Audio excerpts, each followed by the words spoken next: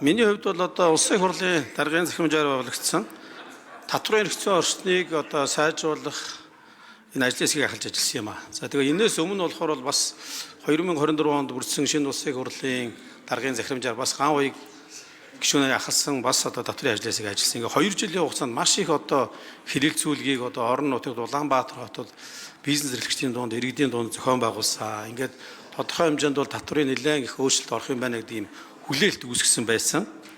За тэгээд энэ өнөөдрийн нэмэгдсэн уртын албан татварын энэ босхийг 400 сая төгрөг болгож байгаагаар бол ер нь бол бизнес эрхлэгчид ялангуяа одоо энэ орон нутагт жижиг дунд бизнес эрхлэж байгаа хүмүүс бол нэлээд дургу хандж байсан шүү гэдгийг бол зориуд цохон тэмдэглэж хэлмээр байгаа юм.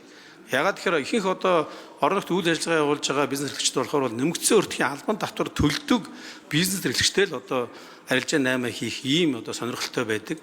Ягаад тэгэхээр хэдийгээр нэмэгдсэн уртын албан татвар нь суудгалын татвар мөн боловч нөгөө тал нь одоо нэмэгдсэн уртын татвартай ямар нэгэн тухайн одоо бизнес эрхлэгчид давуу тал бий болгодог учраас тийм одоо нөө төлдгөө үнэтэй 8 арилжаа их сонирхол их бага байдаг юм байлээ.